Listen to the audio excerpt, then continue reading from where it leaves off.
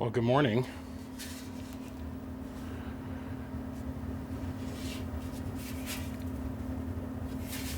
Dent, chips,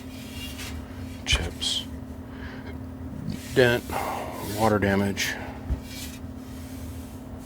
more chips, another dent. So, this morning's goal, and I've got to reshoot this little portion of the segment. I had this very nice person contact me. Her name is Miss J. And for the life of me, I can't understand why this is here. I've asked her several times, and every time we start talking, we get sidetracked. She is a very brilliant woman who has gotten way into radio. And I mean, like, we're talking way into radio.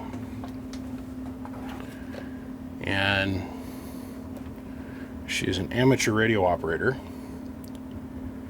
And I guess my YouTube videos gave her the impression that I might know what the heck I'm doing here. I don't know. Just saying. Super brilliant woman. She's the kind of gal that builds her own audio amplifiers. And she showed me she's got this amp, it's called the 1,000-pound amp, which is really impressive. And it's beautiful. And my question to her has been this entire time, why is this here? Because I can tell she is the kind of gal that's already got the skill set to do everything I'm about to do.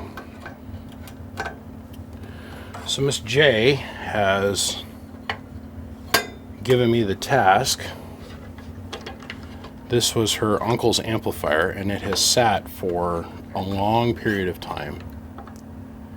And she wants me to completely restore it to the best that we can do within a budget. And she wants me to go through it top to bottom and make sure it's working all over. I said, okay. You know, sometimes you just go with it. First off, let me say it's pretty cool that I get to work on a chick's amplifier. Okay? It's a pretty rare thing in this hobby. And she's a serious operator. She even went and took over her uncle's old call sign, which I thought was pretty cool. She's been a lot of fun to talk to on the phone. I really enjoyed getting to know her a little bit as a customer. So, this is her uncle's Sb-220, and it has spent forever and more sitting on a shelf. It is a little dirty.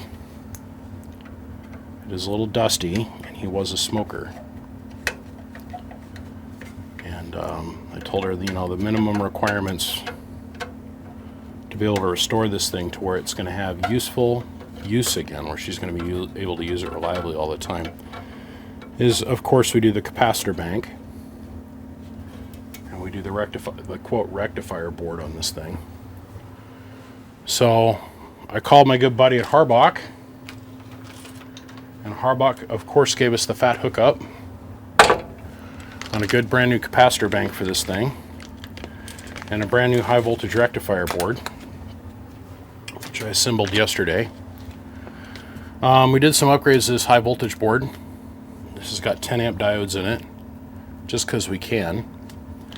And we set up our bias string and just completely built this board out. So at the minimum, this is what we're going to do.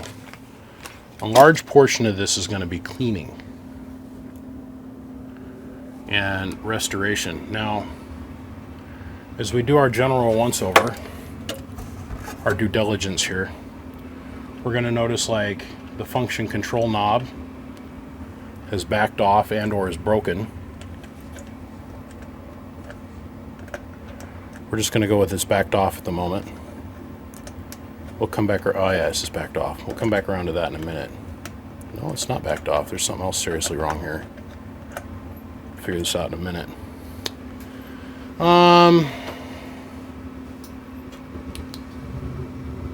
as we can clearly see,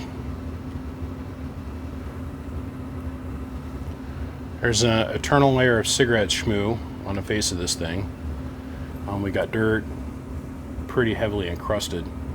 But the crinkle paint that makes up this face is in really good shape. Really good shape. It is an actual Sb-220, so that means it's got the 10-meter position in it. Now, I do have sitting over here left over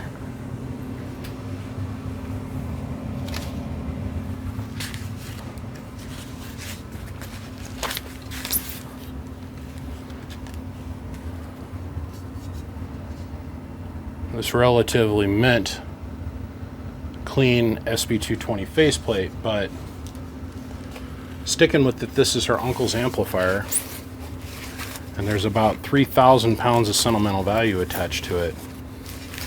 We're going to do everything we can to keep it as stock as we can get it with his parts. So, well, I got to tell you guys, I had this guy named Cliff.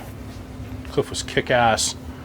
Cliff had a couple of these Sb-220s sitting at his house in parts, and he literally just boxed up all the parts as a donation and sent them in to us. And said, here, if my parts can help you, that'd be awesome. And that kind of stuff makes it so much easier for me. I spend a lot of time hunting parts. A lot of time. A lot of time. And I was just flabbergasted. He literally gave me everything in the Sb-220 except for the tins.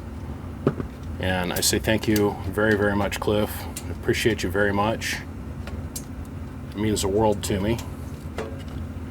And there's going to be lots of ham operators out there that are going to thank you for it too, because we're going to be able to keep, with your donation of parts, probably be able to keep 20 more of these things up and running. He sent me a complete knob set, the meter set, everything. And I mean literally everything.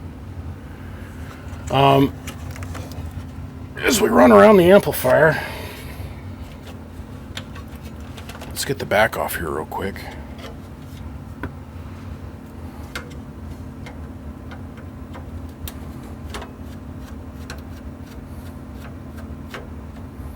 Oh, that fan is dry. I can see it. Slide this side off here real quick. All these tins are going to have to get washed. Everything in here is going to have to get washed and hand scrubbed because it's got a nice thick layer of cigarette jizz on it.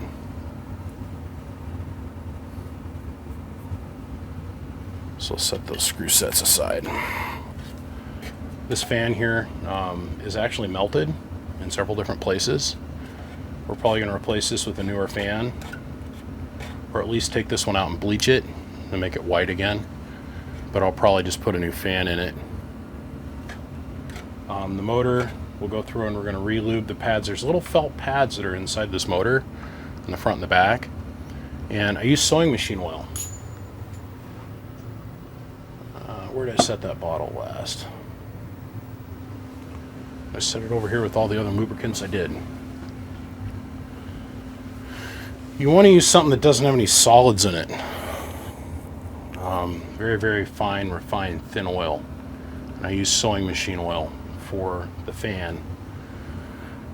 Before I knew any better, used to put just a little tiny bit of brake free down in that, and it's come to find out that'll work, but it's not the best for a smoking environment, number one, and it's not as refined. All the high voltage wire in here has to be replaced. Now, this does have an aftermarket Zener, which we're going to fully delete. This thing here is the Zener. You can go this route, or you can just use simply 3 10A10 diodes, by the way. And you can come directly from this connector back to ground on a relay, or if it was set up to the book manual spec, the bias would be on the outside corner, and you could come from here back to case ground with 3 10A10s, and it'll apply the same amount of bias to the circuit. We can see in here that there's 2 different colored grid chokes. We're going to ground the grids on this, obviously, And then I have a very special brush that I use that allows us to get up in here and clean the finger stock. We'll go through all of those and make sure they're spotless. We're going to clean our relays, probably go in here and replace all of this old coax with RG400 coming all the way to the front. And we'll probably put 393 on the output side for her. And I'm going to replace this electrolytic that's up in here too, because we know this is another one that has a tendency to dry out. This is the one that creates the 125 volts DC. It's a single or quarter wave rectifier. So there's a rectification diode right there. Yeah, I'm just going to go through it. So, I mean, all in all, this doesn't look too bad. We'll pull all these old zip ties out of here and we'll go through and we'll hand tie this. But this has me concerned. Usually when we see the breaker permanently popped like this, that's a bad indication of something going wrong up chain. She wants it to stay wired 110. So what we'll do as we go on here is I'm going to start to break this down. We'll probably get the faceplate completely off, and I'm going to get it soaking because it's going to need some soak time. I mean, this thing it's really got some crud going on to it. I mean,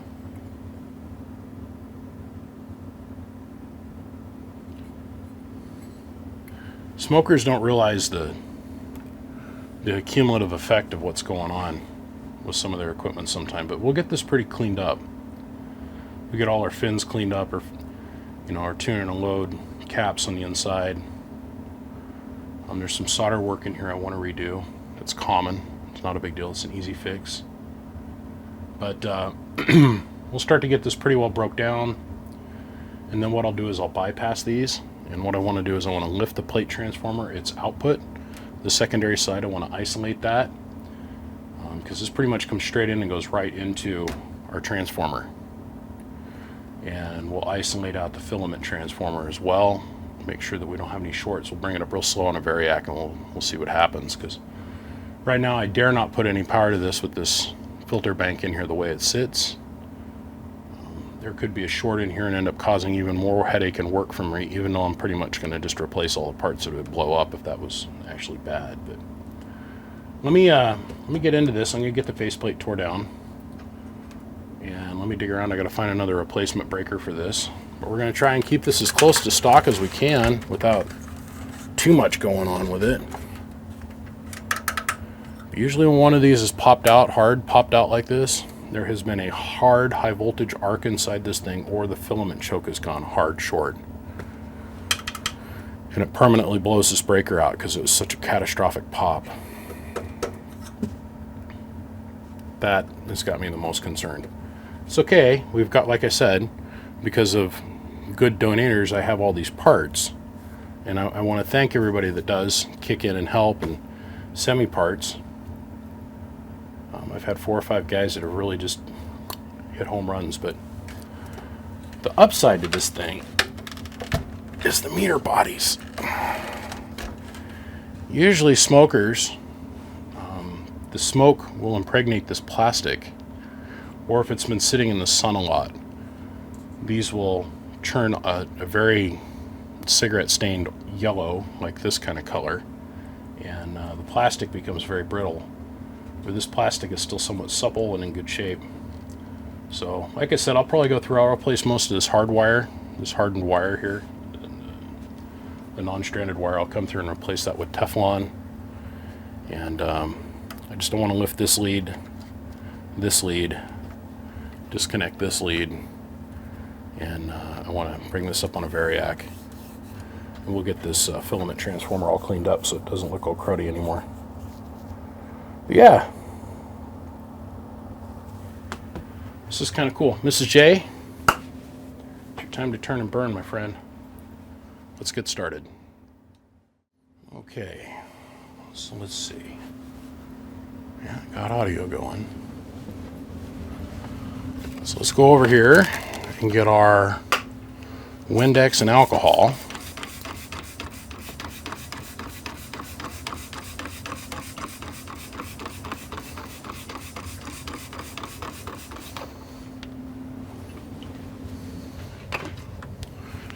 See what we can salvage out of this faceplate.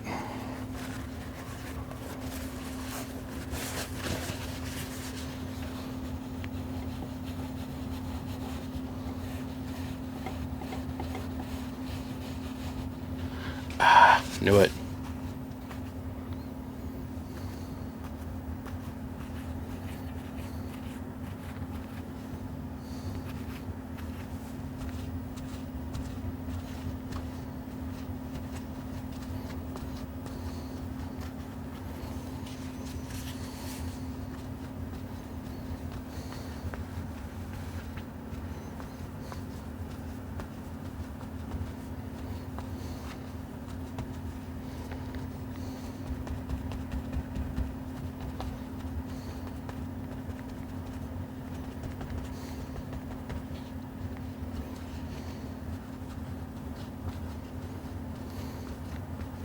This paint is gelled, so it had that weird texture to it.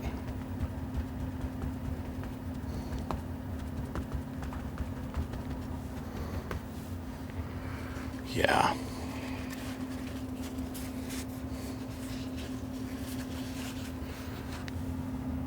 And it's rusted.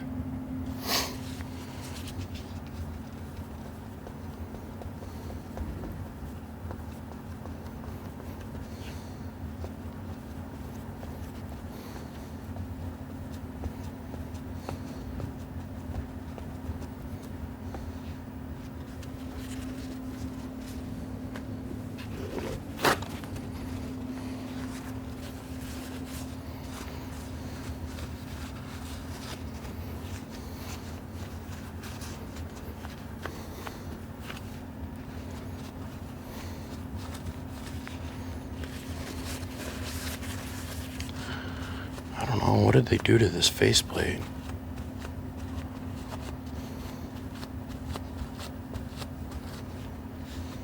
What was this exposed to?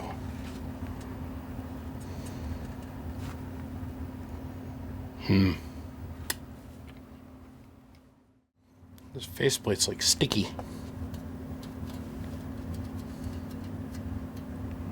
I don't know.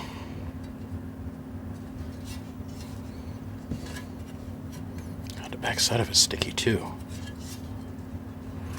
Well, like I said, I've got this other faceplate. I've got a bunch of them. This is the cleanest one I've got. I'm gonna probably send this one off and have it painted and silk screened by my buddy Tom. This thing is in a 9 out of a 10 condition. I think this is going to be a better way to go. It's a whole lot cleaner. At least the paint isn't coming off when you touch it. So I'm not going to spend a lot of time on this. I'm going to set this aside and maybe it'll dry out. But I'm telling you, I was this Windex. It was what? 2 parts Windex, 1 part like 30% isopropyl alcohol. And this surface is gelled. Look at the texture difference between the two faceplates. We'll set this aside. I'll ask her what she wants to do. I'll give her a call here this evening.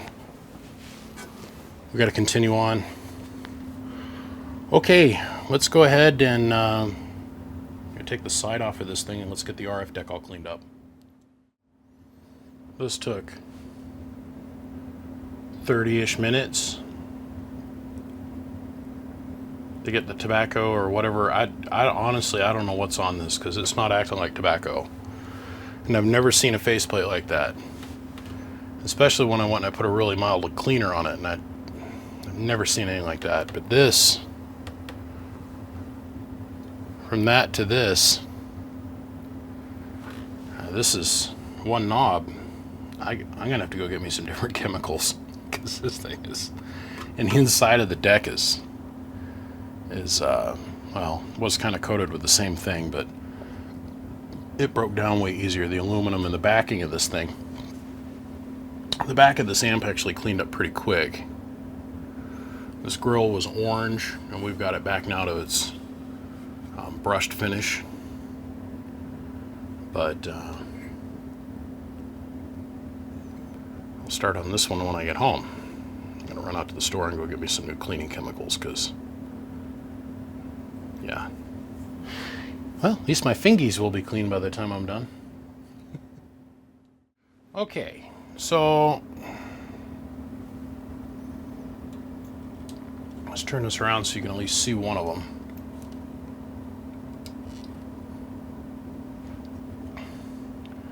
So if the fan starts turning, and if these lights come up, that tells me the filament transformer is good. At least the secondary on the filament transformer is okay. We've got it on the high tap, so we're looking for roughly, I think, 1,100 volts-ish. And yeah, let's get on with it. Oh, there comes the fan. Light bulbs are starting to turn on. There's 85, 90, 100, 110 volts on the button on the variac. Let's reach in here and grab our probe.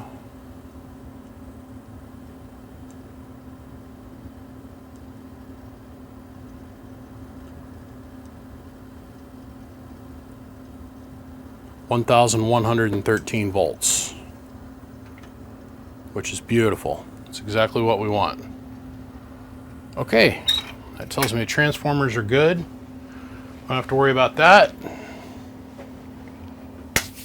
It's all downhill from here. It looks horrible, I know. But I have faith it's going to look like a pretty young girl again here in just a minute. Pretty young girl ready to go to prom. That's all I'm going to say about that. Anywho, hopefully her boyfriend's cute. And they use protection. Anyhow, okay, I got to stop. Wildly inappropriate. Come on, it's me. It's me. It's me. We got the capacitor bank installed. Don't lay over. That doesn't look professional. You too. Stand up straight. Placed all of our high voltage lead. Got the rectifier board all installed. Metering board all installed. And I think I'm about ready to put the face back on this thing. And probably put the fan in it and flip it over, ground the grids. And do all the beauty work to the bottom side of this thing, but the hard part's over with. Now it's the slow walk, the walk of shame the morning after. That's all we got to do. Walk of shame will be good. We're almost done. We're almost done. Have faith. We're almost done. Good morning. It is 5:15 in the morning and it feels like Groundhog's Day. See how we're doing this morning. I got the Mr. Coffee over in the corner percolating here at the moment.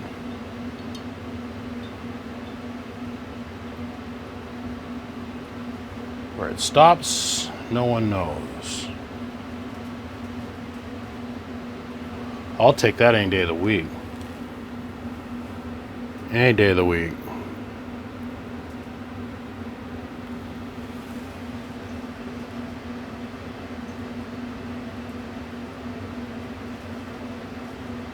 That's not teabag. Oh man, my battery's gonna die. Hold on, guys. What I mean by out of sight, or Groundhog's Day. Oh God, I'm so scattered. It's like every day is the same. Get up, come out here, work my tail off, go in the house, spend 2 seconds with my wife, crash, get up, come back out here and work my tail off some more. Well,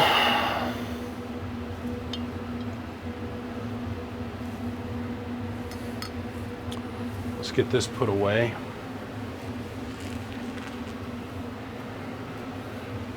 I got the Mr. Coffee going, like I said. It amazes everybody I'm making this stuff and I'm not drinking it. I'm telling y'all, getting drunk gets in the way of being successful and having fun and achieving your goals sometimes. Every once in a while it's okay to let your hair down, but you can't get silly. You just can't get silly. Well, okay, let's quit talking about that BS. You guys aren't all that interested in it, and the screen's not moving, and we're not doing anything fun over here. Yesterday, we started in on this guy, and as my customer says, Miss J, she goes, so were you successful in getting all the Marlboro and the Winstons off of it? I said, I think we made pretty good headway. I really think we did. Clean the relay all up. What I want to do with this morning before I go any further and I flip this thing over is I want to measure what the resistance is of the RF coming in and going through the relay and then coming back out. So we got rid of all this coax and went ahead and gave it the full Monty. It's got, I mean, this is RG393. Look up how much this costs a foot. This is probably the most expensive coax that's going to be in the entire station, is this one per foot. Right here, this 1 foot. I mean, this is, depending on who you buy it from, because I buy it in bulk, I'm into this for about 12 bucks, just this one little foot of coax, just in pure silver. But we got RG400, of course the dual shield stranded center conductor, that's RG400, but we created this cute little pig Y in the back. This is something I started doing on the kit-built amplifier. And of course it come from the old school rule book of how to manage your pigtail. Just wrap that a couple times, solder it in place. It makes good for a good solid connection. There's a reason that I tear the faceplate completely off when we're working on these. It's so that I have complete access and I don't have the faceplate flopping back and forth. I found these connectors will put up with a lot of punishment as far as moving them around, as long as they're not attached to the face. The face adds so much torque to the equation that it just breaks them clean off. We went through and we replaced the paper cap that was in here, which this cap still tests good, and I'm going to send this back to the owner of this amp, because paper caps like this that are still good, that aren't leaking, are very hard to find. We went ahead and replaced that with 2 brand new capacitors, same amount of capacitance value, same voltage, just 2 caps instead of 1, and these are brand new. These are brand new, like in the 2000s versus the 1950s made product. But RG400 throughout, replaced everything all the way up here to the band switch. We'll come back around here in a few minutes, a couple segments from now. We'll drop in the tubes, we'll close the relay, and we'll look at each one of the bands before we go and put the faceplate back on. Because like I said just a second ago, we want to keep taking the faceplate on and off down to a minimum. Most of this is still solid core, except for this orange wire, it's now stranded. Grounded the grids out, basically cleaned up the inside of the deck. And this thing is really, we've got most of the physical work done now, we've just got assemblage time. I was really quite tickled with how well these meters turned out, by the way. This lens was orange. What's amazing to me is how clear the plastic is on the back. These are like minty mint. And you guys know that if you're ever working with a set of meters and you have them out of the cabinet, to tie both of these together, the reason we do that is because there's a coil that's wrapped around a magnet. Okay, as that needle is trying to move, it's creating a magnetic field load on the coil, and it's trying to create energy as the needle's moving past and moving the magnet, or moving around the magnet. Is producing a little bit of electricity. Well, to help protect the meter movement from vibration or damage, we always short these out. Because now the meter is fighting itself to move. It's fighting against the electrical current that's being generated. So, went through and hand tied everything, cleaned it all up, just kind of reorganized the wires so they'd be a little bit neater laid in here. And, oh yeah, I put 2 brand new coax connectors on this as well. Not that there was really anything wrong with these. I get a little leery of the bacon light inserts, to be honest with you. I didn't see anything really overly wrong with these. But I figured while we were here, went ahead and gave her brand new virgin Teflon inserted gold plated connectors in the front and the back. And we were guaranteeing ourselves a level of success, right? So. Let's see. What's the next step here this morning?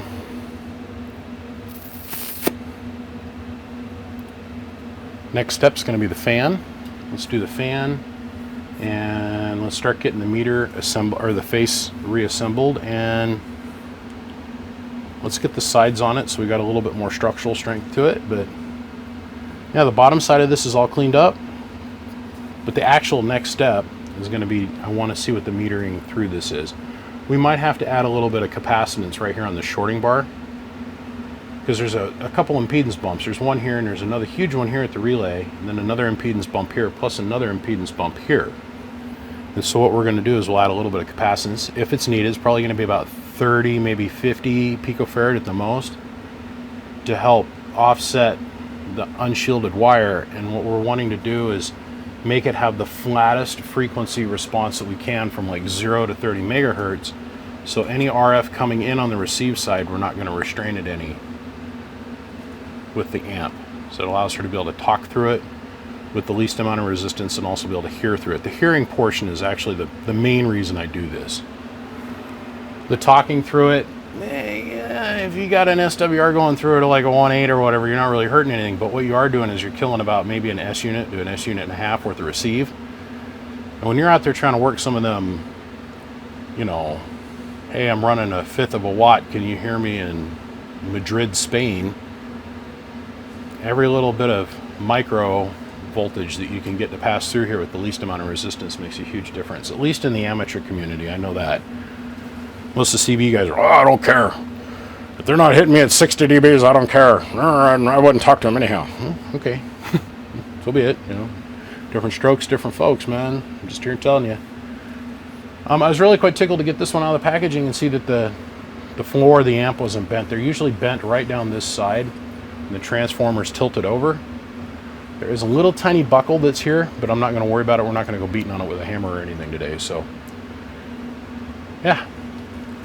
Let's hook up the KC901 network analyzer, and let's see what we got for a pass-through. I find this oddly hypnotic.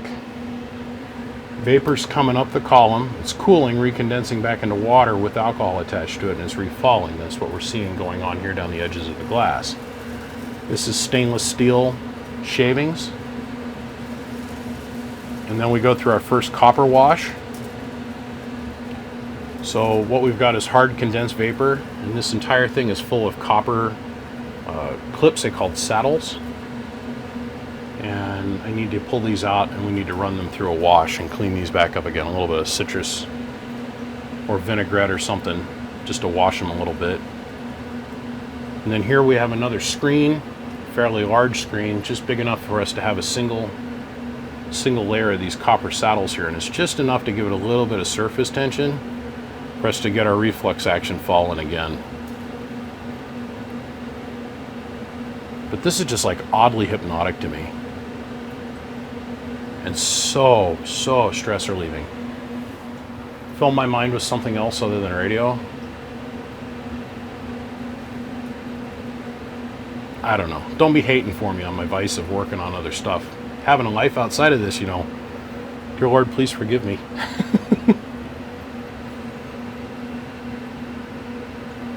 It's really neat because you see the swirling action go in this direction, but then you've got the gas pressure coming back in this direction, and if you look at it real close, it's kind of reversing itself every once in a while. Reminds me of the dilithium crystal chamber on the USS Enterprise.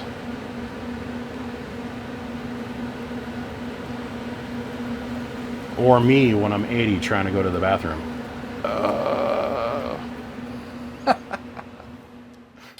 So, for y'all that are just tuning in to watch for the very first time, I explain or try to remind myself to explain this. I got to turn the water down a little bit. Just come on down about 10 degrees so Daddy can concentrate on the YouTube video. What do you think? Keep coming. There we go. Okay. I try to explain this in every video, or at least mentally remind myself to explain this when I'm actually showing with this meter. This is an unbelievably powerful tool. This is not a VNA. It is a VNA, but not. This is a straight up legit antenna analyzer specifically designed for engineering purposes. It's a signal generator, it's a tone generator, it's a demodulator, it's a spectrum analyzer, the way I use it here on the workbench, so what I've devolved down to using this for, and believe me when I tell you there's like a third of this thing I haven't even figured out how to use. It's a Smith chart, it's all kinds of stuff. All that stuff that I just mentioned, I do understand how to use it. There's a whole bunch of other stuff I don't know how to use. It's amazing what they've created. What we're going to do is we're going to fire a little bit of signal. Right now we are sitting at Our metering points are from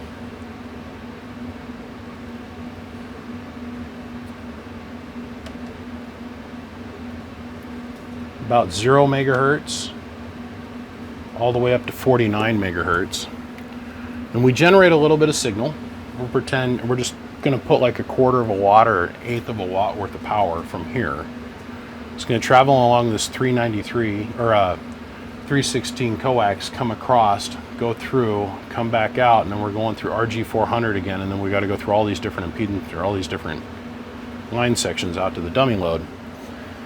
And what we're measuring is its resistance. You can do this with an MFJ or like a Atlas. Atlas, or what's the other one that's out there everybody really loves? The Zoom, the Rig Expert. I had one of those. About 10 years ago, I was sitting here watching a video with my buddy Prime, and he was showing me this combiner rig, and the guy had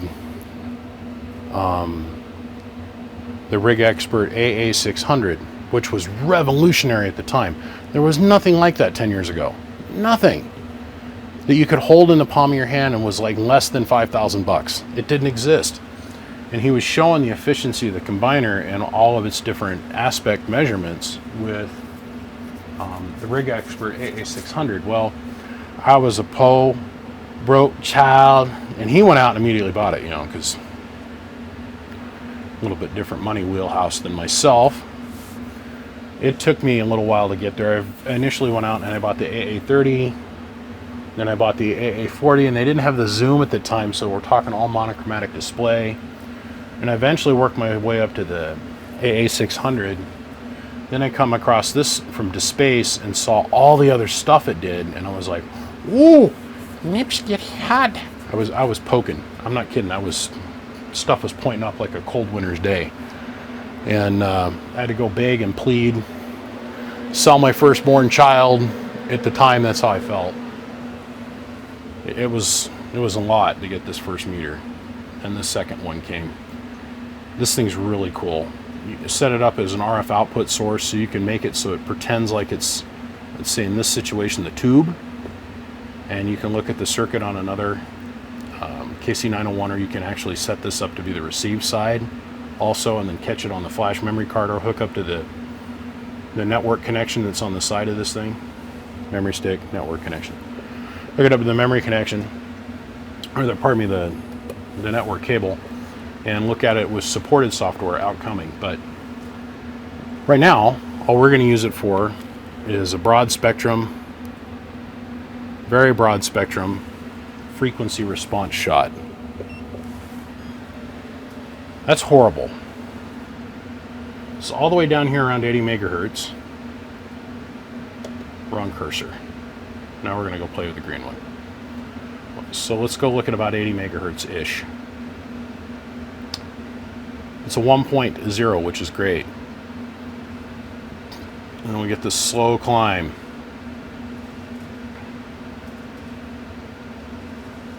Let's get a frequency dialed in there that you guys are used to looking at. It's a 1.3. Now we're starting to lose receive. More receive lost, more receive lost. Oh man, I got a problem on my antenna. Why won't my antenna tuner dial this down between my... Yeah. Okay. So, this is our baseline shot.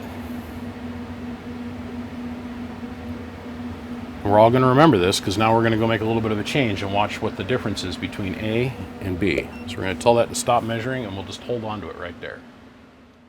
Okay. So I moved the red hash marker to 30 megahertz, and we're at about 2, so just right in between 80 and 160. I gotta charge my battery here soon too. Okay, so we're testing now. So what I'm gonna do is I'm gonna reach in here, right in here. Come around back around to the other side here. I'm gonna reach in here, and I'm just gonna take this cap and go clip and touch it. Okay, and I want you to watch what happens. This is a 47 picofarad capacitor, 500 volt, 1%. So ready? Right now in 30 megahertz is a 1.7.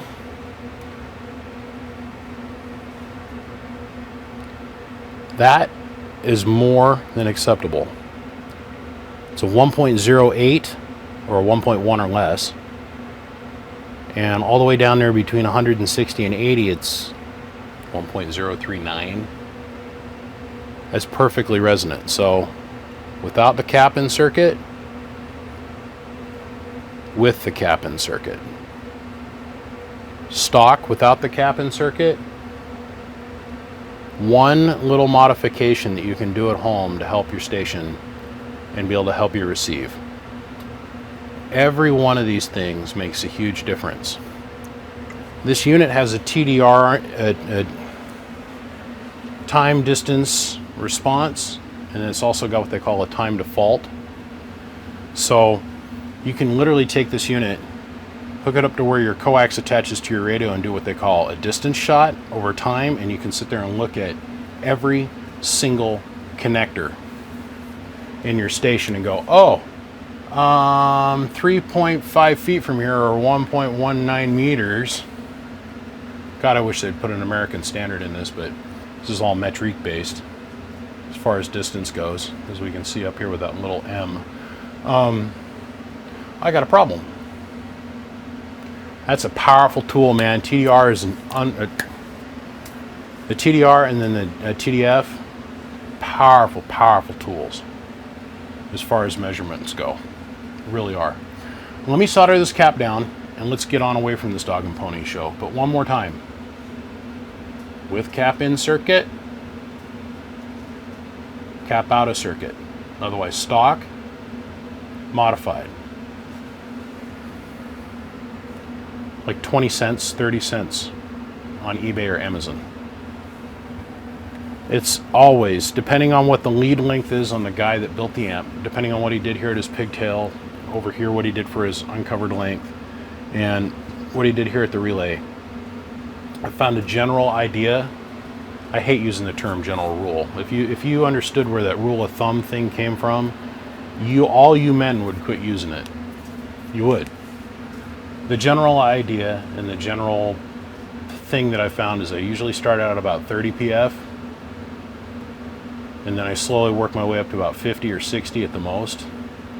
But usually my go-to is about a 47 puff or 50 puff, and it drops this right down. You can do this at home, like I said, with your MFJ 259B.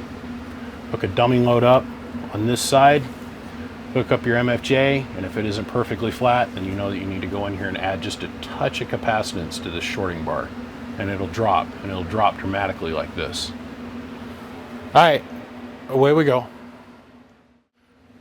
I go and I teach you something, but I don't tell you all the rules to the game.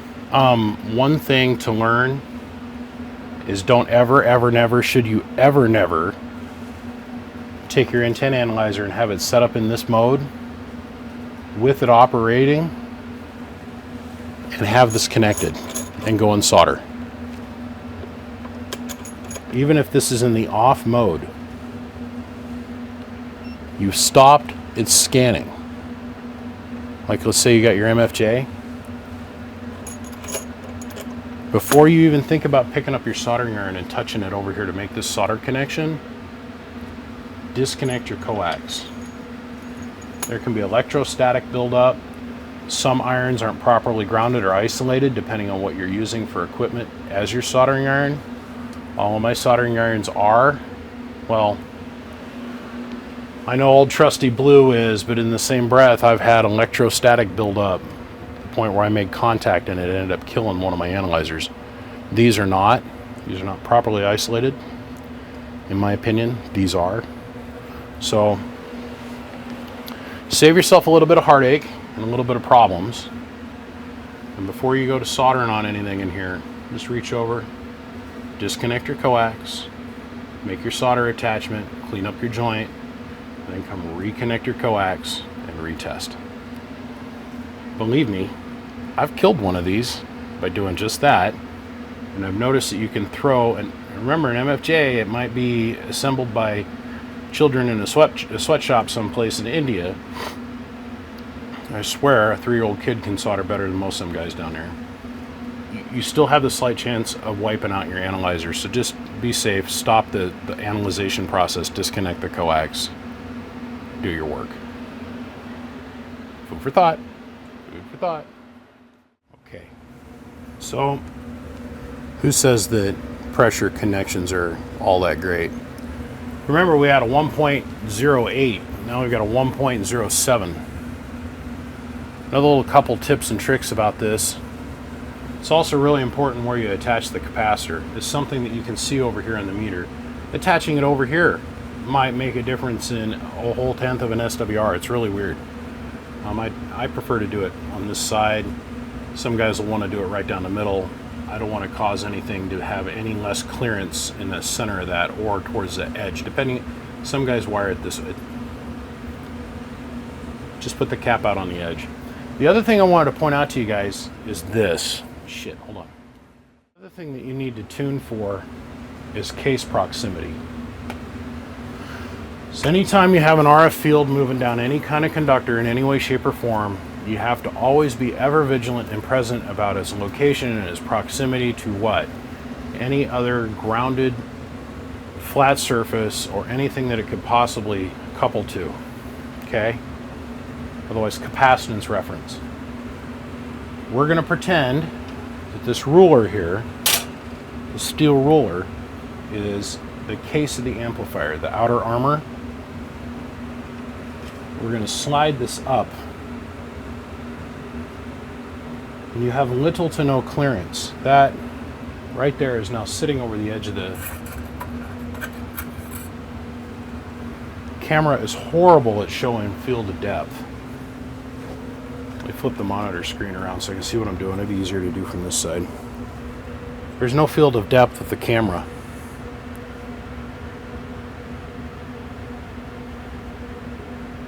Maybe this will help you understand.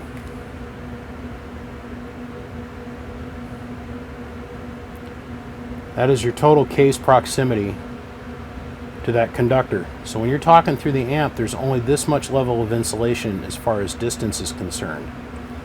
When you take and put a metal mass that close to this conductor, you'll see it's represented over here.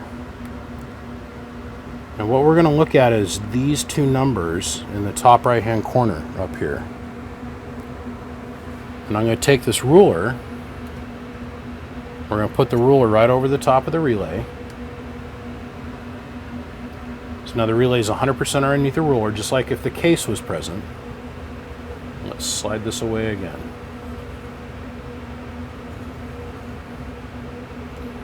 You always want to tune to where you're a little bit low in capacitance for your pass-through, because when you put the case on, it's going to change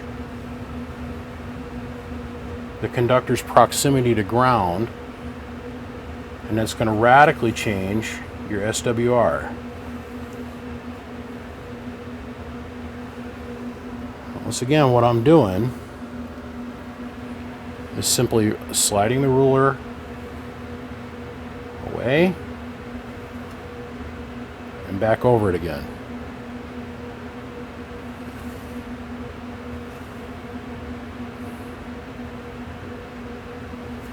Away, back over it again. Isn't that neat? In some amplifiers, the way that they're configured, when you go and put the cabinet lid on or slide it back inside of its armor, makes a night and day difference how this thing reacts and also how the whole amplifier is tuned. It's just something that you need to be made aware of if you're going to try and do this modification. You always want this bar to be flat, if not tucked down just a little bit. But once you're aware of this phenomenon taking place, it allows you to compensate for it. And you know how to measure for it now.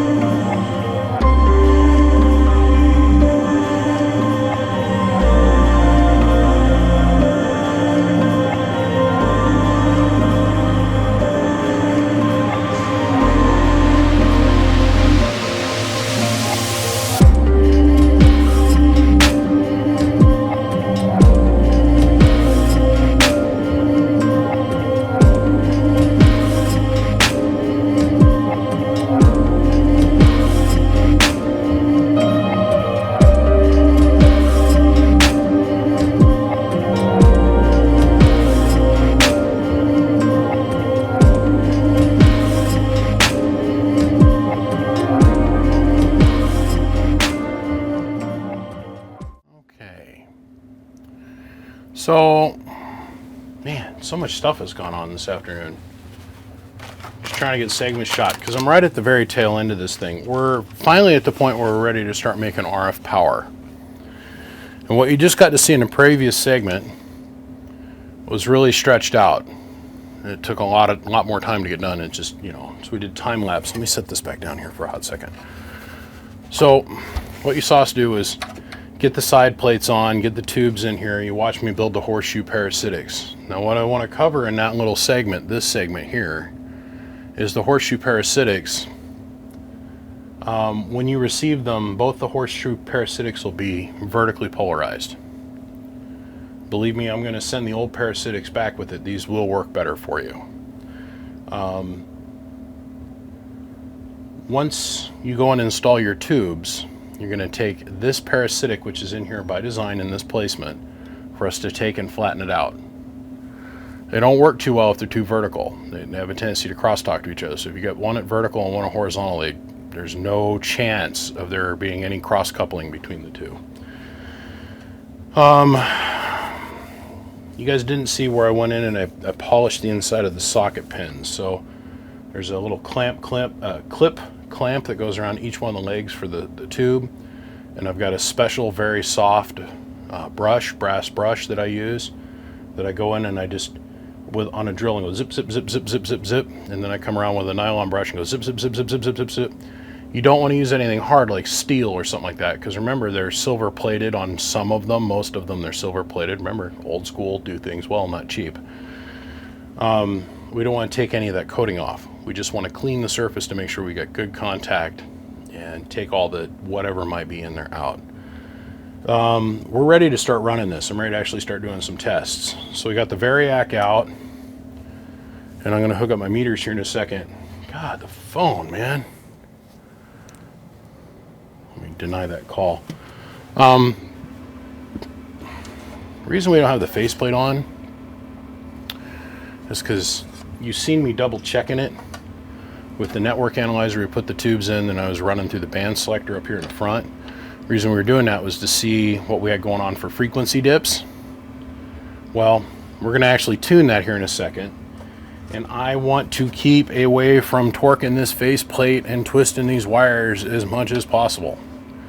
When you make a hard right-hand turn like this, I'm telling you, that trick is worth it. Remember it. When you torque the faceplate around, because most of this is solid core wire, you're running the risk of breaking something off every single time. Where if they're just out here flopping around loose, we don't have to worry about it. I don't necessarily need the meters to run the amplifier right yet. That's why we're going to use a variac and set up another set of meters over here digitally. It will make it easier for you guys to see, like our plate voltage. And the primary thing that I want to check over here is I want to make sure I got bias flop. So 3500Z works at a cutoff voltage, around 125 volts is what's applied here. When we step on the signal, we go and we apply our bias and we bring the tube all the way down, bring it down to about 5 volts, 4 volts, somewhere in there, 3 to 5 volts, somewhere in there is just about perfect to get our 100 mils worth of plate amp draw at zero signal to achieve our class AB1 bias state of operation. Okay.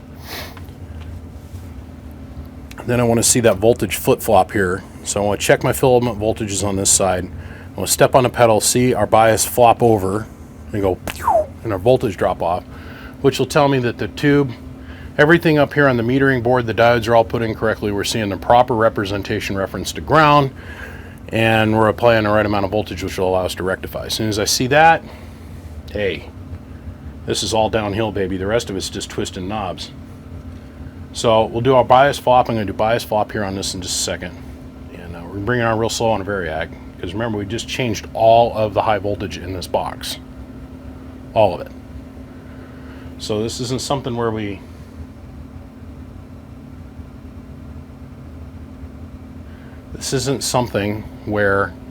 we just plug it in the wall and flip the switch and pray for the best. We'll use a variable tap transformer and bring the voltage on nice and slow. I'm gonna go check on something. I'll be right back. I told my daughter to go move her car. She's a youngin' and she doesn't have her license yet, but I already We stepped out and we bought her a new car the other day, because her driver's license time is just right around the corner, and I want her to have a lot of time learning how to drive it because it's a stick, you know. I told her I wanted her to move her car, and I'm sitting there watching her on the camera system over here, and Dad being Dad, a little protective, he just wants to be able to jump in there if there's a problem, so I needed to stop recording for a minute. Okay. Because remember, I'm a firm believer that women usually can do every job a man can do, and they do it better. Isn't that right, sweetie? That is exactly what I believe, isn't it? Look good. You did good. Is it in the right spot? It's in the right spot. You did great. Thank you. Love you, sweetheart. She's just coming in to check in. Or coming out to come check in. Okay, so quick health and safety. Make sure we got our ground bias, our high voltage interlock disengaged. We do. Okay, so this is going to be our high voltage probe. We're looking this at in DC. It's a 1,000 to 1 reduction probe that we've applied. So if we see 1 volt here, that represents 1,000 volts. We're going to be watching over here for our filament voltage. Now, everything goes through the filament transformer. The fan is the only thing that does not. So all of our lights, all of that stuff is all operated from one of the secondary taps. And watching this here, even though this is a different secondary tap than what the rest of the other circuitry's on, like the light bulbs and all that kind of stuff, and then the biasing key circuit and stuff, tells us if the transformer is good and we got all that wired. High voltage, filament, and so on. And then our input voltage control. So everybody got their aluminum cups on. Here we go. Contact. There's 500 volts. 1,000 volts. Here comes our fan. There's 1,500 volts. 1,900 volts.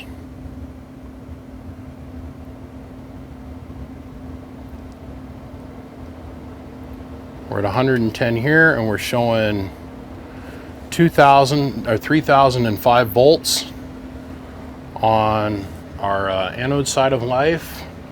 Our filament's sitting right where it should be, about 5 volts. Both the tubes are lit. God dang phone. I'm glad I got it on mute. Okay, so let's go over here to the other side of life, and we'll see 0 volts. So now let me reach in here. We're going to grab this here, attach it to the case. There's our cutoff voltage. Cool. Once again, now I've got another issue I got to go deal with. Hold on one second, guys. I'll be right back. Lord Almighty. I swear. I just want to do my buddy at the car wash. His name's Bob. Bob the car wash test. So you guys can't quite see it, but over here we've got our lights running off our filament. So that tells me the secondary is working. I know this is working. And this is the same circuit that controls this. But this is post-rectified, that's pre-rectified. So knowing those little indicators, very quickly identify, oh, filament transformer is working on all of its secondaries. The primary is wired right on it. This is telling me the primary and the secondary is wired right. So now we'll go to the low setting. Here's the high setting, and that's at 110 volts. Now when you go and look at the data sheet for these transformers, they're actually set up for like 107. But most home utility voltages run here at about 115 to 120-ish volts, which is translates to another 200 volts on the anode, or on the plate. So run this back down at 110. Thusly, look over here. 110, 120. Okay. But this is rectified now, so we're looking at this in DC. So what we're looking for is when I step on the pedal, that voltage on this meter to drop, and then we'll see the power supply actually come underneath the load, and that will also fall as well. So ready? 1, 2, 3. So we've dropped to 6 volts, and look, we've lost 3,000 volts or 300 volts on the plate. This is what we call drift voltage, okay, or float voltage. So we'll overclock what we'd normally see, about roughly 120 volts on the variac. Still 6 volts, pretty close, within a tenth. But look at how it changed our operating voltage here, 300. Big difference. So we'll stay on the pedal, come back to 110. All right. 2,773. It'll come up to about 120 volts. That's the difference in about 100 and 150 watts of power. No joke. So we're staying on the pedal here for a reason. We switch feet. The tubes are staying nice and quiet. I'm looking at the carbon pack bells on the tubes. We're applying heat to the circuit now. And we're watching to see if the tubes flare up, which would be an indication of bias issues, which we know are stable because we're metering it. But if we go and we look at it in AC, now what we're measuring is the probe potential between the cabinet and the filament. Remember, we're isolated from ground. So we're going to read half of our total rectified bias voltage. About 3 volts, 2.78, 2.79. If we look at it in AC. So those are quick little in and out tips and tricks with this Sb-220. Little stuff I've taught myself over the years.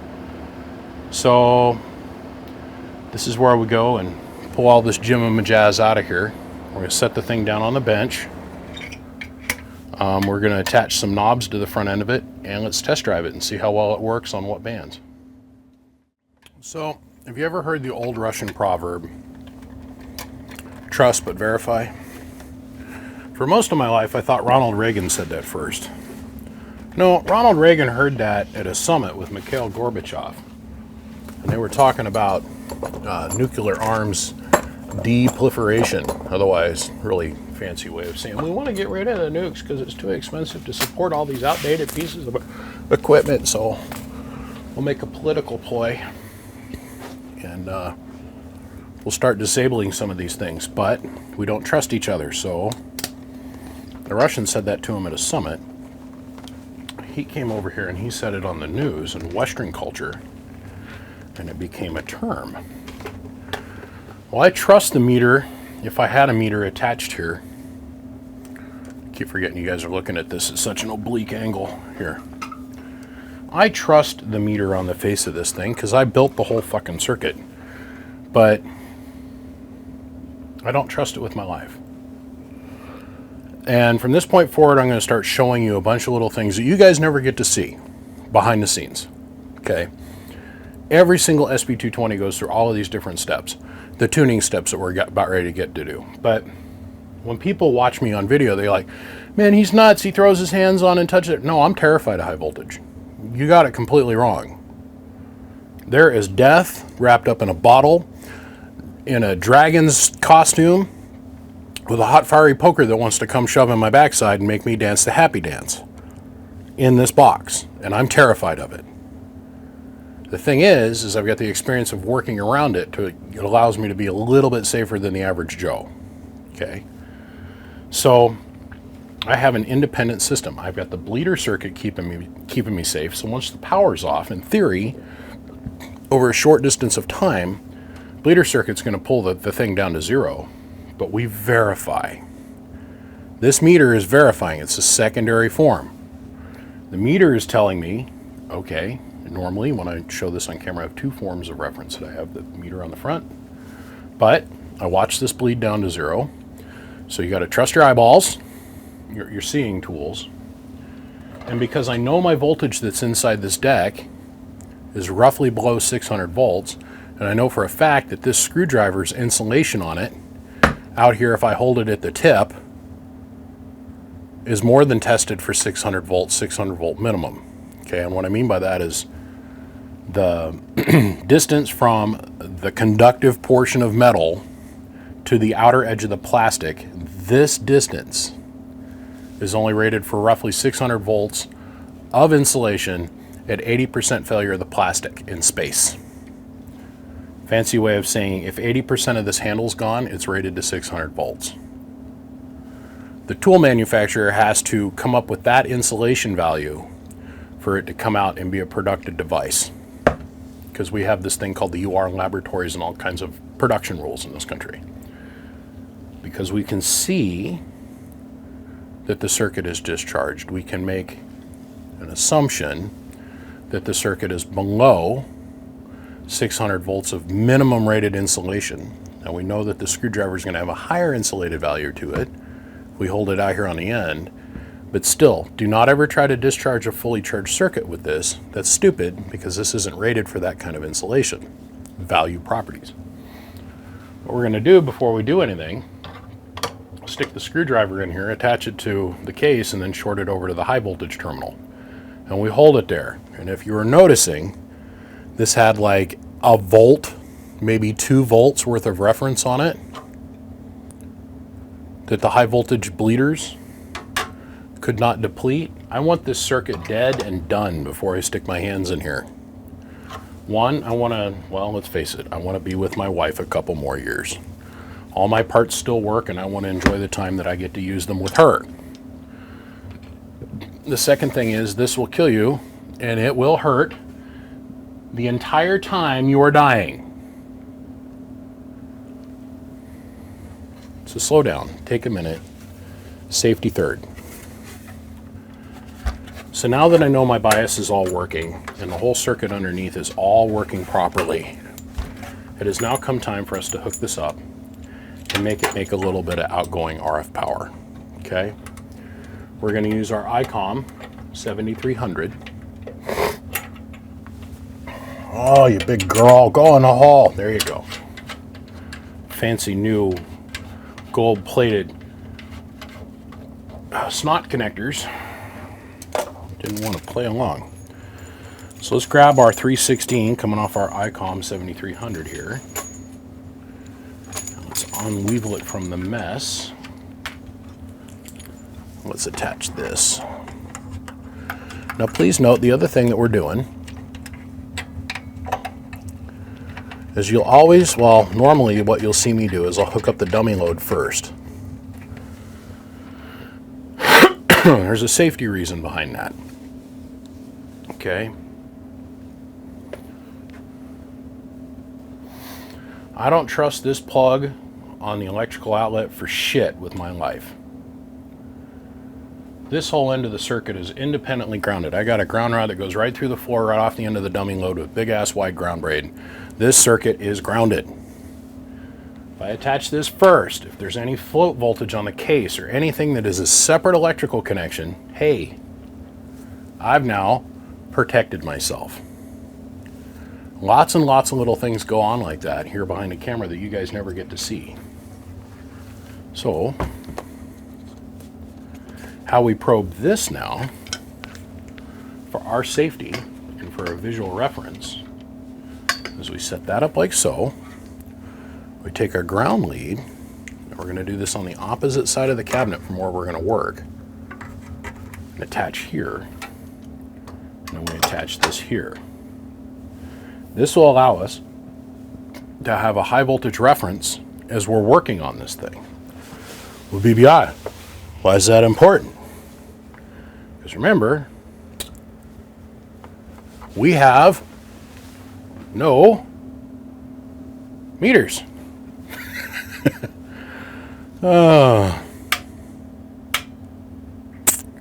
We've got a problem.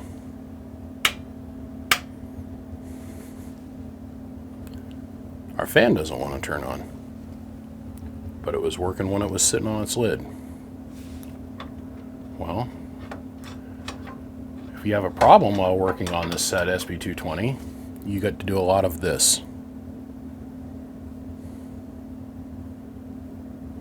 It's called waiting. You don't get to get in a hurry. You can't like slam your fingers in there. You gotta wait. There's still 400 volts on the plate. And you gotta wait. And you don't get to get in a hurry. And what I've always done is I just squish this out of the video. When I go through all these little turn on, start soft processes in the very beginning, I knock all this stuff out of the video. Remember, it's 1,000 to 1. So that means there's 300 volts present still. And we're going to wait. And we're going to wait. There's 10. There's 90. Or pardon me, 5, 2, 1. Remember, trust but verify. Trust but verify. Okay. Okay, let's get our ICOM set up. When we got our knobs on, we are going to run in the high setting. This meter, very crude. Very crude. This is so I've got some kind of idea of what kind of current we're pulling on the power supply. So let's go ahead and we're going to get set up for 80 meters. We're going to go to AM, run our power up to about 30%, which, yep. Okay, you can talk through the box, no problem. Passing through is good. We're about roughly in the middle of the band for AM. Contact. All right.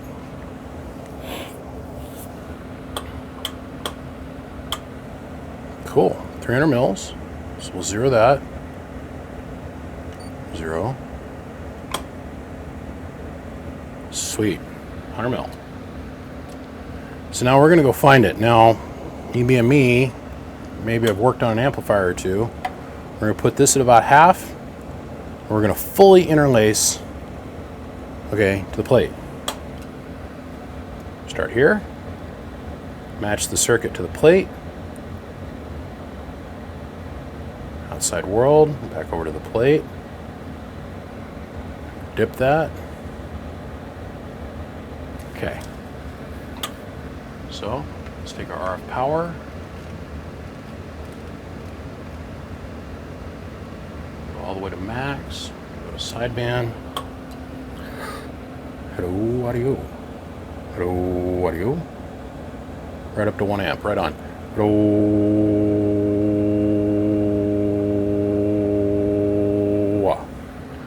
Now we're off the scale.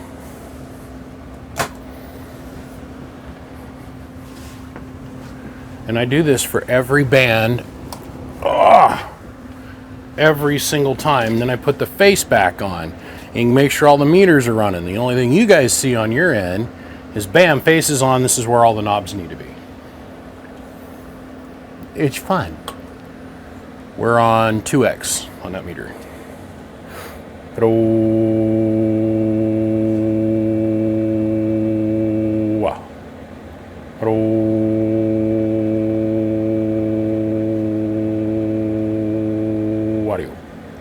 1 2 1 2.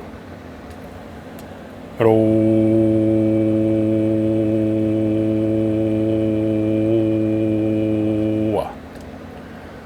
15 and change with 1 2 1 2, about 80 going in it. So I know that this is all working. Now, the output side's working. That's what that test was all about. So now I got to do this too. This is where we go and we look at our radio, the faceplate of our radio. So now we're going to use the SWR bridge inside the radio, and then we're going to couple that. Come on, allow me to pan. We're going to couple that bridge. I hope you guys are enjoying this, because these are a pain in the butt to set up and shoot sometimes. Okay, we're going to lock this down. So we're not going to be too overly concerned with the output section. We're not going to even look at those meters anymore. Now what we're going to be looking at is, where's my field of view? Here it is. This meter, and then this second meter right here. Hello, 1 2 1 2 1 2. Hello,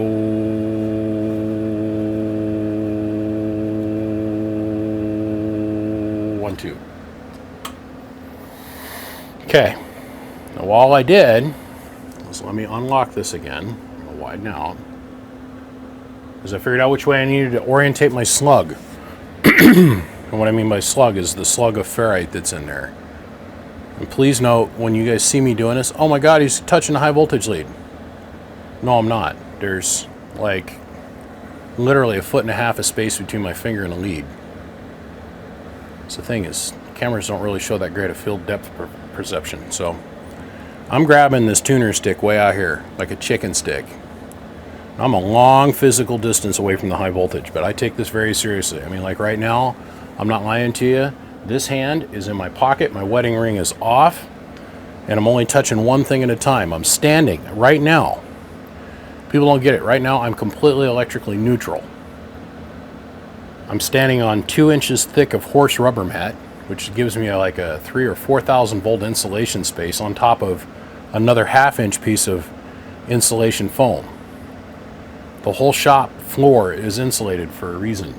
It has nothing to do with foot comfort. Well, now that I'm old and fat, it does. But what I did at the beginning is I turned the slug, pull it out, the tuning core, pull the tuning core out, and I seen that our input went up.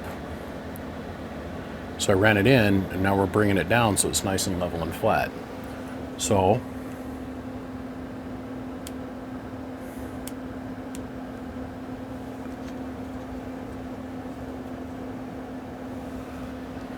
this is our 5-watt slug in reverse. It doesn't really matter. This is a 25 through 30 megahertz slug, so we're not going to pay attention to it too much until we get to the upper end.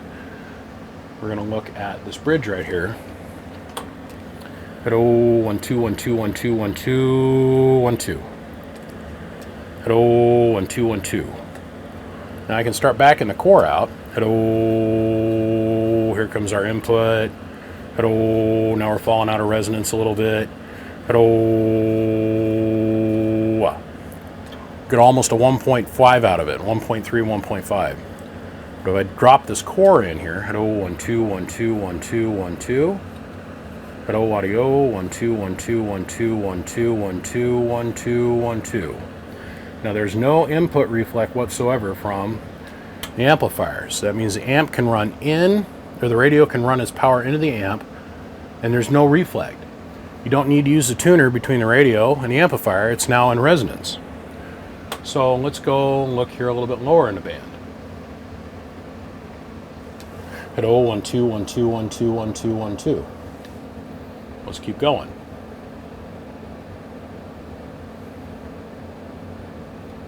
Locked out. We passed the bottom end of the band. We're not paying attention. 5. Hello, 1 2 1 2 1 2. A little bit high. Hello, 1 2 1 2 1 2 1 2 1 2 1 2 1 2 1 2 1 2 1 2 1 2 1 2. Come on down. Hello, 1 2 1 2. Hello, 1 2 1 2 1 2 1 2. That's the low end of the band. Let's go up here to the top around 8.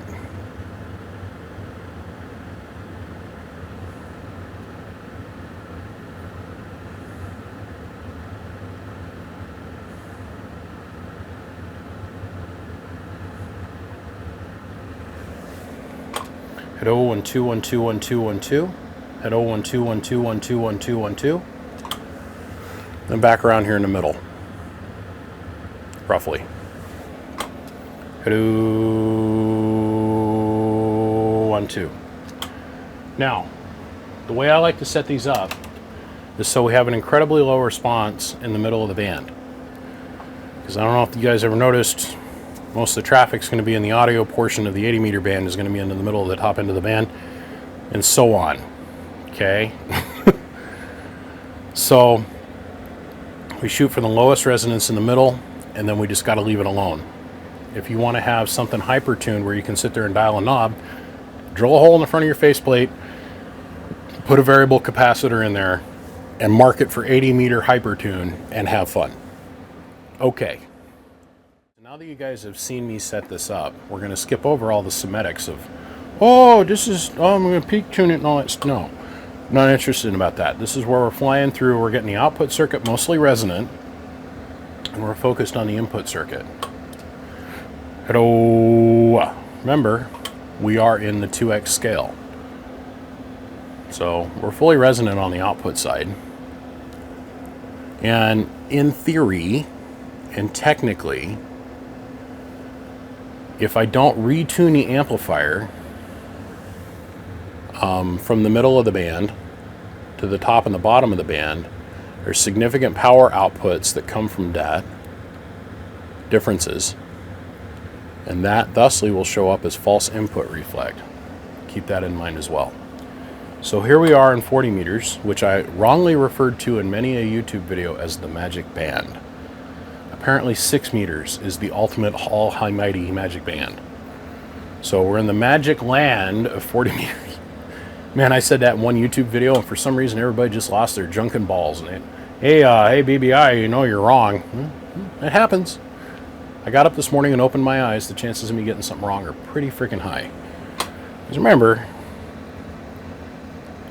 I only play BBI on YouTube.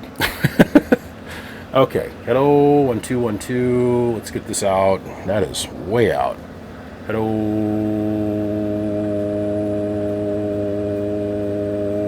Come on down, you booger. Hello.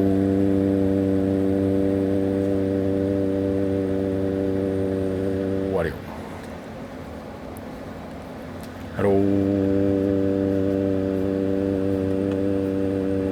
Audio. Hello. Audio. Now I see why he had the tuning slug for 40. Let me verify I'm in here twisting on the right damn thing.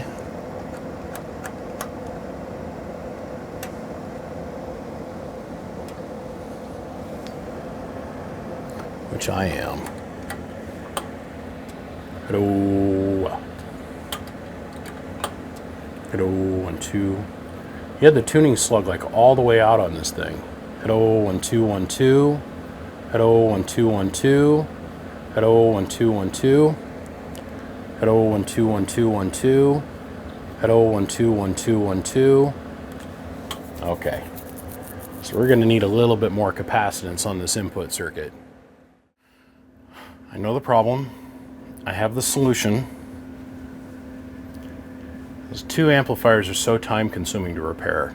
Okay, a lot of it is waiting for the caged animal of death of high voltage to come out of the system. This is day number 2.5 on this box. Okay, that's why I don't do a lot of high voltage boxes one after another, because they're time consuming. So I've got to hustle and do 3 or 4 or 5, 6 transistor amplifiers, and then I get to come back around and then I can do 1 or 2 tube amps. There's no way that I could pay or ask this gal to pay me for the hours that go into these things. Not just her, but any of you guys. There's more time involved with working on a tube amplifier than, well, all you got to do is put this one part in.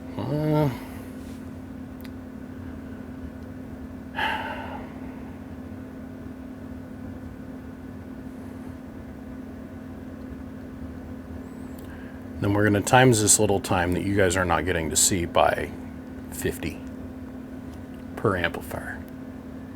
Every time.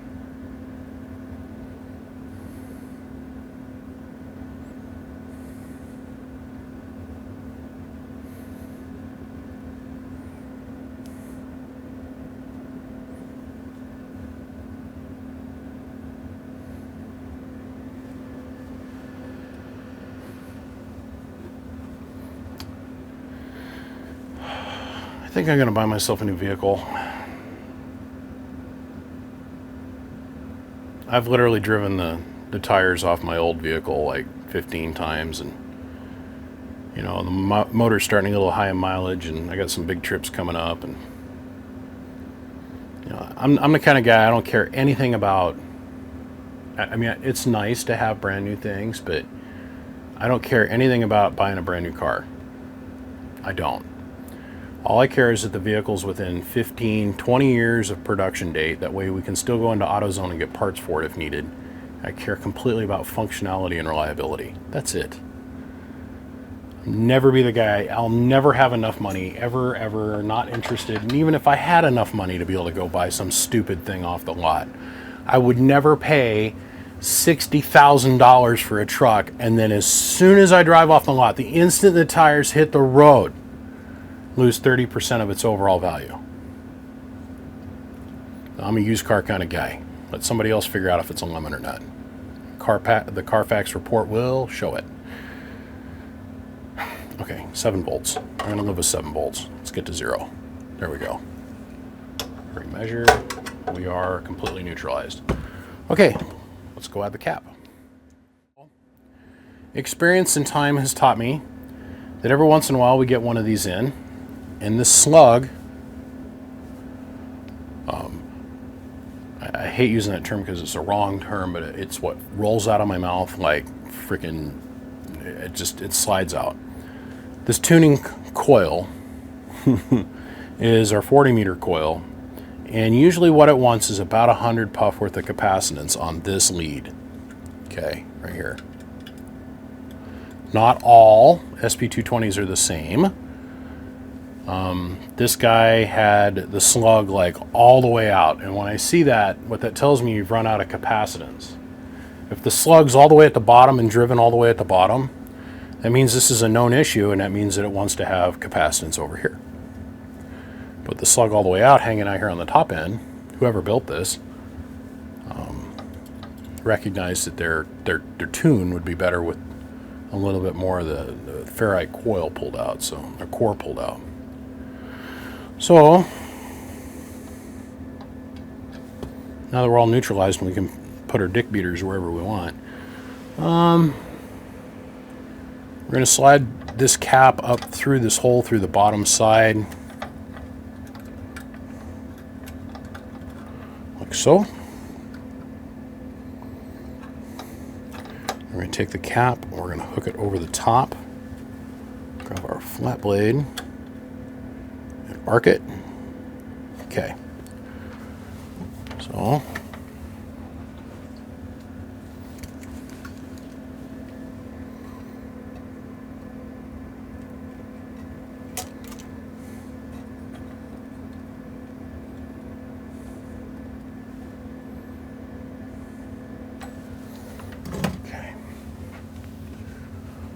now let's get up in here and we'll clean this up.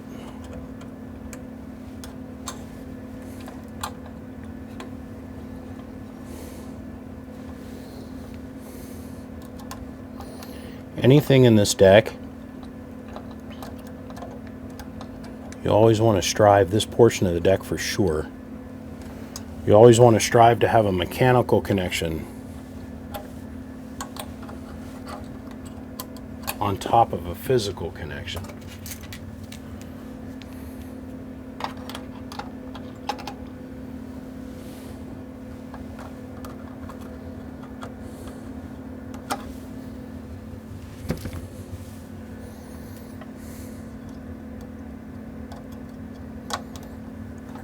Put that around a loop it there.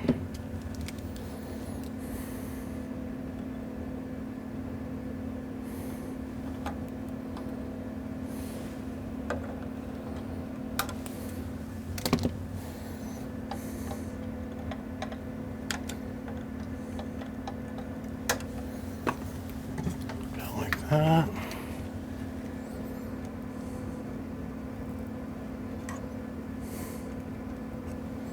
Solder that. Resolder that. Okay. All right, let's reset. So, at 1 2 1 2 1 2 1 2 1 2 1 2 1 2 1 2 1 2 1 2 1 2.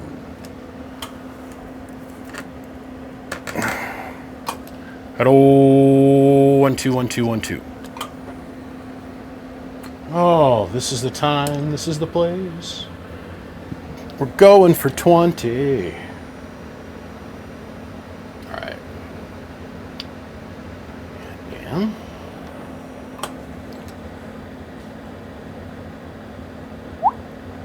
There it is. Dip that. Side band. Hello.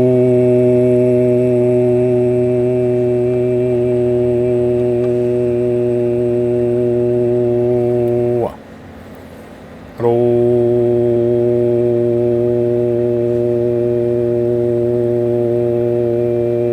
Audio 1 2. Okay.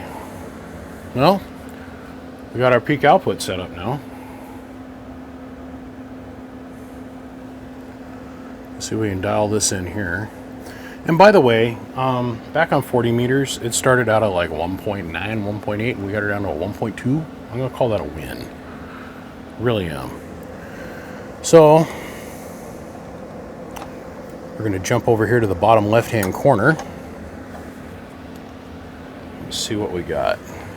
Voltmeter, don't reset on me. Oh, you too. Both timed out, kind of like they're controlled by the same circuit. Okay, hello and 2. 1.8. Let's see what we can get it out to here. Hello and 2. You know what?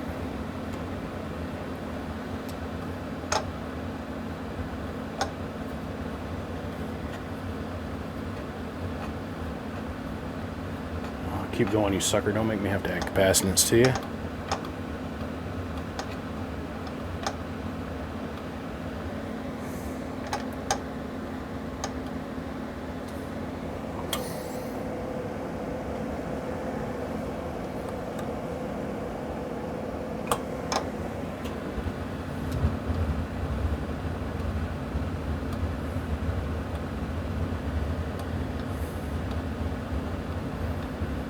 Up.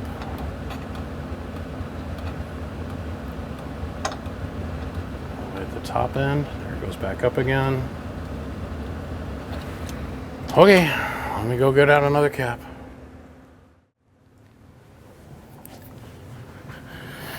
Oh, let's see. 24, we're on 20 meters, so 75, 100, 75? I do 75. I'll always throw another one on there. Thinking out loud, you guys. Just thinking out loud as we're sitting here waiting and waiting and waiting. What normally causes this is when somebody goes to assemble the input tune network, they got a couple caps backwards in the circuit someplace. I mean, it's not stupid critical. The SWR is around a 1.5, 1.4, 1.8, whatever it was. It's not stupid critical to have this dead nuts flat, but I don't know. I guess I'd assume that most people want to have the best setup potential that they can get. So that's what I try to strive to give everybody when I do one of these nightmares. I mean, this is a very simplistic amplifier, and if you can figure this circuit out, you can work on any tube amplifier, because they're all basically the same circuit, just the parts are a little bit bigger, or they're in a different place, or they're orientated differently. There's no real magic to it. A lot of times sitting and waiting with the part in hand, you know, it's going to fix the problem. I can almost guarantee you that's what's happened here, is when somebody assembled this circuit, the input tune circuit, they might have got a couple capacitors in the wrong place. Because remember what we learned when I did the full out the box kit unit is there were very few, if any, most likely none, that were assembled in factory.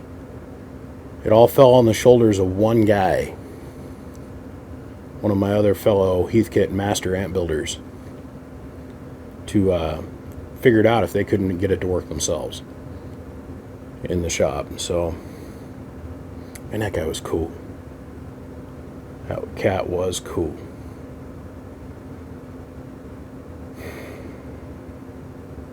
You guys bored yet? I know I am. Mr. Tate. He's my buddy that hangs on a wall in my house. Mr. Tate is hella cool. Because he understands amps are amps, and it doesn't matter which side of the proverbial street you exist on.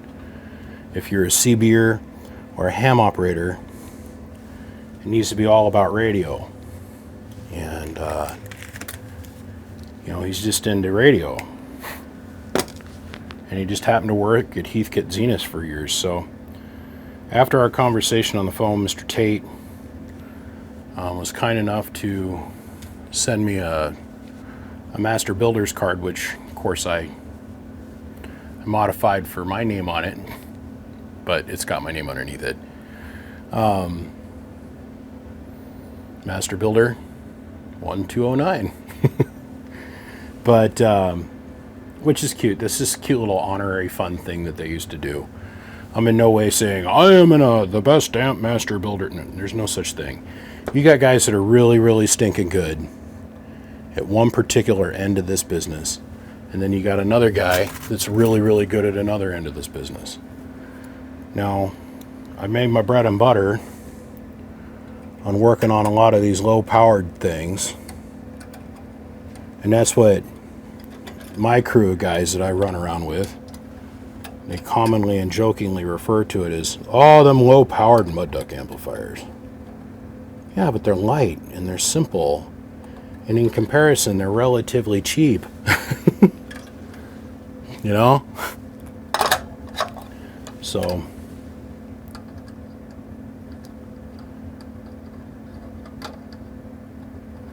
Now, I was really flattered, and I really enjoyed him calling in and be willing to get on camera and not have stage fright, and just so hungrily wanted to be, I don't want to say involved, but express his interest when we built that kit amp. I mean, you guys, that was a life goal checked off that I got to do with you guys. And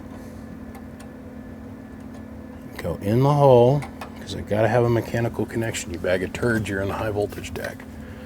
Oh,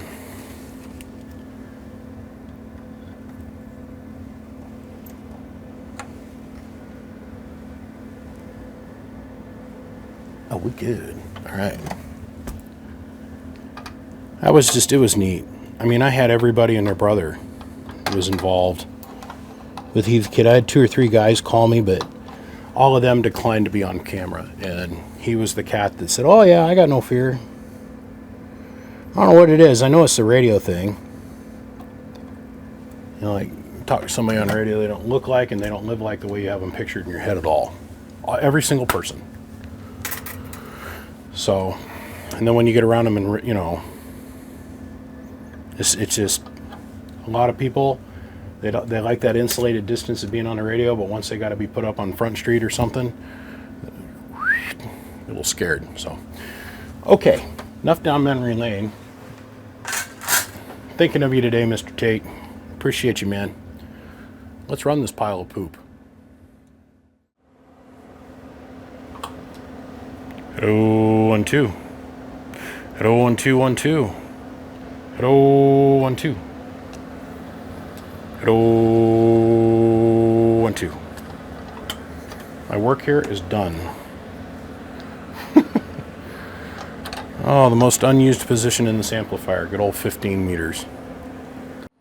15 meters, here we come. The most unused band in this amp. Hello. Okay.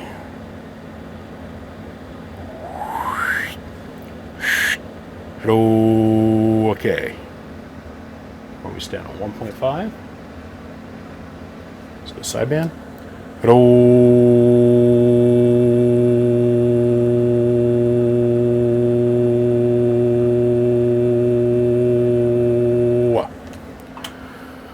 Oh boy.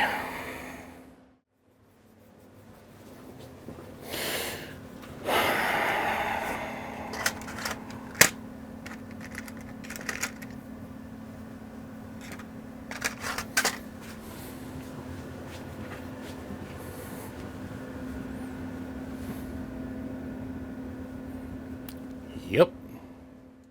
So if my calculations are correct, when this baby hits 88 miles per hour, in this case 75 puff worth of capacitance on the right port on the input circuit, we should see some serious shit. Okay.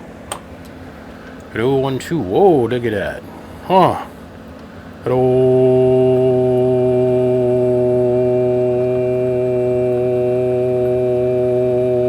Audio 1 2.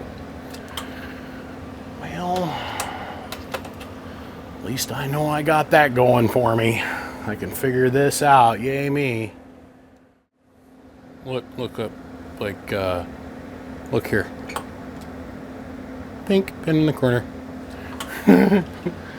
Let's see, menu, meters. There we go. That's some, no good. That's, wonder where they had it adjusted for. Whoever, somebody might have, who knows. We're gonna have to add caps to this one anyhow. Always do. Let's get this slug to come all the way off the bottom.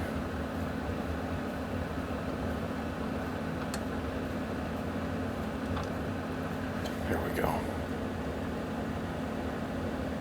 God, it's letting so little RF by. I can't even get a 200 watt dead key with 30 watts going in.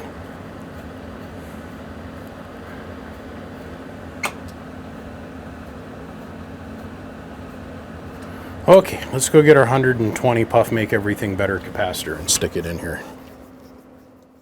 This thing did not want 120 puff. It wants about 75, I do believe.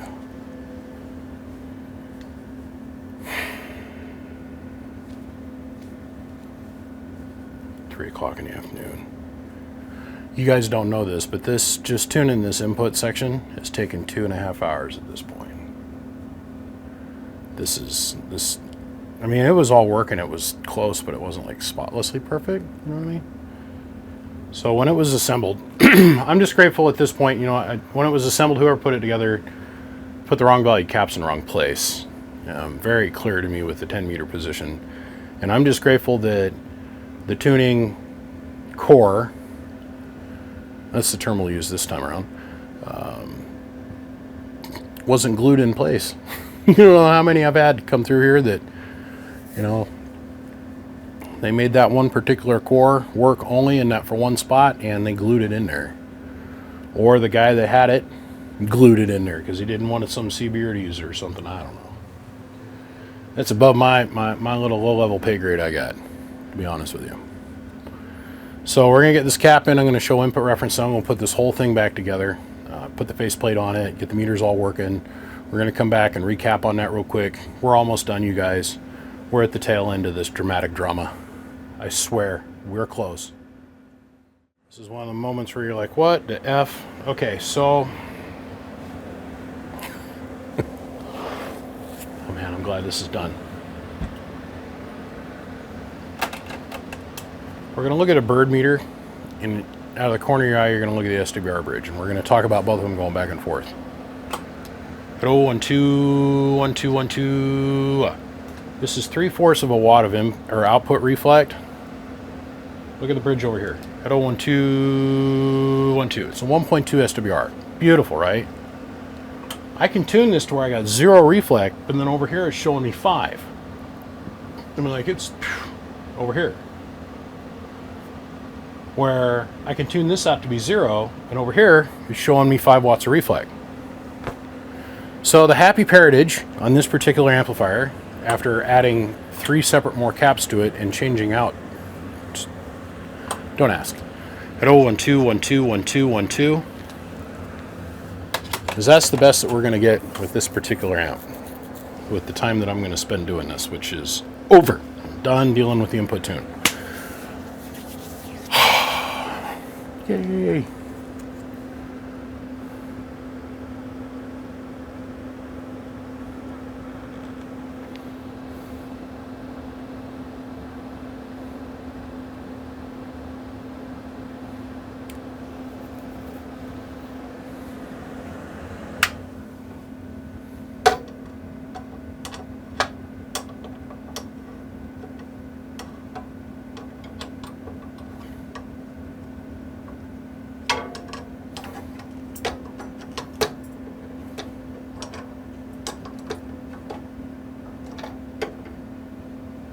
Good enough.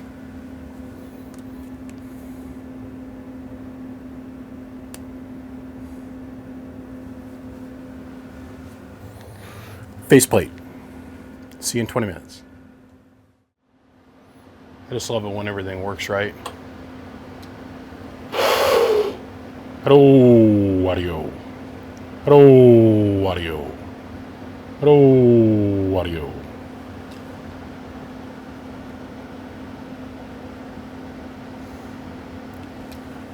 Hello, audio. Hello, audio. About 1400 watts. You see more performance out of this if you're able to get it on a 220 circuit. But right now we're sitting on 80. 80. 4.9. We're indexed right at the upper end of the band because that's where we're at. We're at 3.778.87. So that's properly indexed. It's amazing how well this faceplate cleaned up. What blows me away is the knobs. No, I'm just joking. The faceplate's perfect because, well, here, we'll give you a color scheme difference one more time.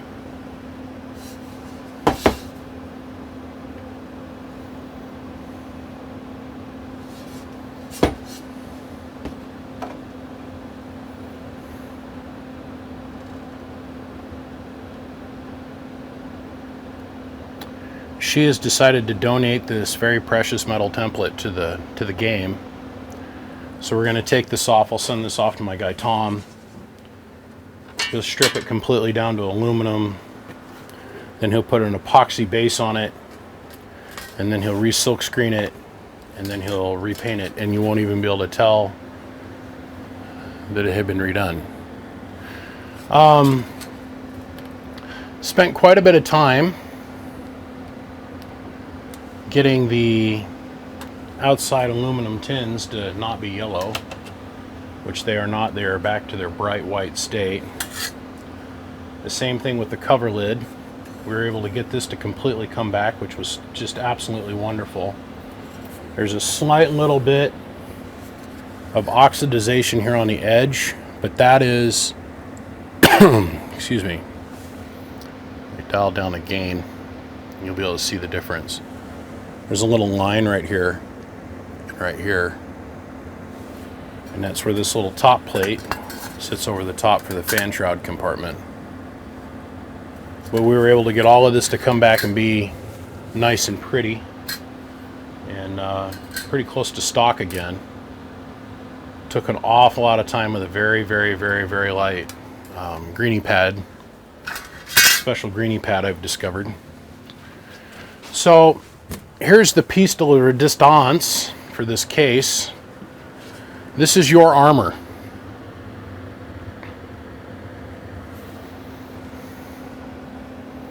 If you can remember, it was completely chipped, beat to hell, had a couple little dents in it, but the edges of it were all messed up. The paint was all chipped up. Inside of the bezel ring was all blown out, and the paint was destroyed.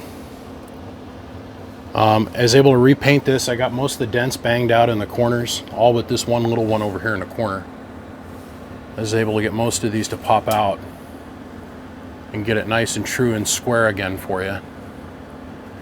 And then the smartest thing I did is when I had that one that was here for build, I went and I got that color coat matched, and I got several cans of that, and then I got the chemical formula to make that work. So it is what it is. We're done. This thing is beautiful and it's been completely redone.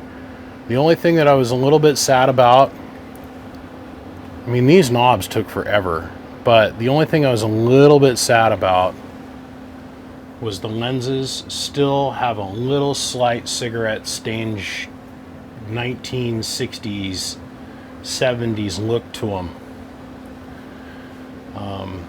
I couldn't get it to come out of the plastic clear, but I worked on these. I took them off. I took the lenses out of the actual meter backs and cleaned those, so these would be translucent. The meter backs themselves are white again, but the lens has got just a tiny little tinge to it. And you being my customer now, I'm going to tell you that you being a meter person, you might know a little bit more about how to get that out of that plastic, Miss J. I'm going to leave that up to you and your specialty, but all of these knobs I had to completely hand polish. I used brass polish in here. I was able to hand polish all of these and all the bezel rings and get all the schmoo off of them. And the same thing with these two. A lot of time soaking in chemicals. A lot. Hopefully I got all of that. It was telling me I was at 0, so I was within 30 seconds or less of losing the ability to record. I mean, like, these knobs really came out well. That's not a replacement set. That is your actual set. And if you remember, they were the color of that. So I really tried to give it the old college try for you, my friend. I appreciate you as a customer. I cannot wait for you to call me up and say, man, I got that thing hooked up and I was talking on 80 or 40 or 20 with it. But I'm gonna let this cool down. We're gonna slide, we'll put the lid back on it fully. Your baggie of parts, which I'm gonna send back with this, will be in here, packed and packing. But I think you're in top shape. Like I said, if you want to come off of this 110 cord and go ahead and jump up to 220, this thing will put out a little bit more power. Power supply gets a little bit stiffer, so that's when we're able to see the full legal limit out of this amplifier. Either that or just kick this with a little bit more drive. Well, gentlemen and Mrs. J, I'm done. This nightmare is over with for me. And it's on to the next one, and then the one after that, and then the one after that, and then the one after that. Big shout out to Siglant. Big shout out to Excess Power. Thanks to every single one of you guys for following along, watching, tuning in, smashing the subscribe button, giving me likes up. That all helps with the YouTube algorithm a little bit. I mean, someday I would really like to do this completely 100% full time. I don't know if that day is tomorrow, next week, or next year, but every little bit does count. I am kind of considering doing a Patreon channel, a little Patreon thing. I'm a little afraid to tip my toe into that pond, but we will see. Well, guys, I'm tired. I'm done. It's 5:50 in the evening now. A lot of off and on and a lot of waiting for power supplies to bleed down, but that's the name of this game. I appreciate you all. Thank you, and we'll see you. Click, click, click.